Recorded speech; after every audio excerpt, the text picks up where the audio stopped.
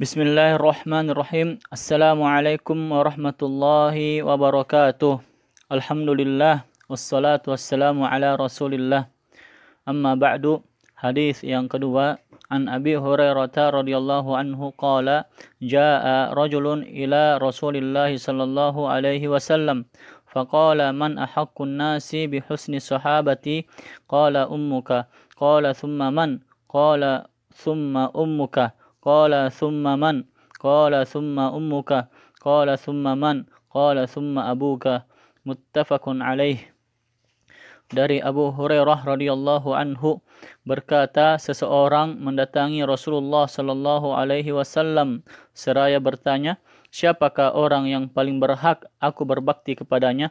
Beliau jawab, ibumu. Lalu dia bertanya, kemudian siapa? Beliau jawab, kemudian ibumu. Lalu dia bertanya, kemudian siapa? Beliau jawab, kemudian ibumu. Lalu dia bertanya, kemudian siapa? Beliau jawab, kemudian bapakmu. Muttafaqun alaih. Pelajaran hadis yang pertama, bihusni sahabati, yaitu bihusni suhbati. Artinya persahabatanku yang baik. Man ahaqqun nasi bihusni sahabati, artinya siapa yang paling berhak mendapatkan persahabatanku yang paling baik. Maksudnya lemah lembutku atau pergaulanku dengan sangat sopan dari yang lainnya dan baktiku kepadanya. Yang kedua, pelajaran yang bisa kita petik adalah hadis ini hanya pada husnus suhbah atau husnus sahabah. Maka timbul pertanyaan, jika seseorang atau jika seorang anak mendapati perintah ibunya dan bapaknya bertentangan, manakah yang dia dahulukan? Jawabannya adalah tergantung maslahat dan mudaratnya. Jika perintah bapak lebih banyak maslahatnya dibandingkan larangan ibu, maka bapak ditaati dengan memberikan penjelasan kepada ibu dengan lemah lembut. Begitupun dengan sebaliknya, jika ibu memerintahkan sedangkan bapak melarang, maka dilihat maslahatnya. Dengan memilih salah satu yang lebih banyak maslahatnya dari yang lainnya, dengan menjelaskan lemah lembut kepada yang kita tidak pilih dari maslahat dan mudarat yang kemungkinan terjadi. Kemudian yang ketiga, pelajaran yang ketiga, ketika seorang anak berbakti kepada bapaknya dengan satu kali, maka dia harus berbakti kepada ibunya 3 kali lipat dari baktinya kepada bapaknya. Begitupun ketika berlemah lembut, berbicara dan seterusnya. Misal seorang anak berbicara lemah lembut kepada bapaknya, maka anak tersebut harus 3 kali lebih lembut berbicara kepada ibunya.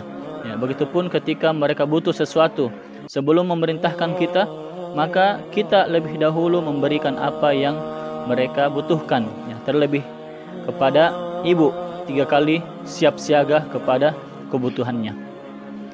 Pelajaran yang keempat, kenapa ibu 3 kali dalam hal ini? Karena ibulah yang mengandung, yang melahirkan, dan menyusui. Padahal pekerjaan semua ini adalah sangat susah dan berat. Apalagi seorang wanita, tabiatnya adalah seorang yang lemah dari segi fisik. Ditambah lagi dengan pekerjaan-pekerjaan yang tadi membuatnya semakin lemah. Makanya Allah Subhanahu wa taala berfirman, hamalathu ummuhu wahnan ala wahnin. Ibunya mengandungnya kelemahan di atas kelemahan. Adapun bapaknya maka bersamaan dengan ibunya. Mereka berdua merawat anaknya. Dan pekerjaan yang kebanyakan orang lakukan dari mencari nafkah dan penghidupan itu dilakukan oleh seorang bapak.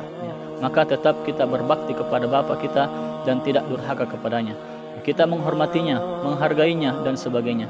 Dan bagi anak wanita, bapaklah yang paling pertama dari urutan wali nikah ketika dia ingin menikah, dan kelebihan-kelebihan yang lainnya yang dimiliki oleh seorang bapak. Dan yang terakhir, yang kelima, mari tetap untuk selalu berbakti kepada orang tua selama keduanya masih ada, atau salah satunya sebelum penyesalan itu datang. Karena betapa banyak orang yang sudah kehilangan orang tuanya, ayahnya atau ibunya atau kedua-duanya, mereka mau berbakti tetapi tidak bisa lagi. Wallahu taala a'lam.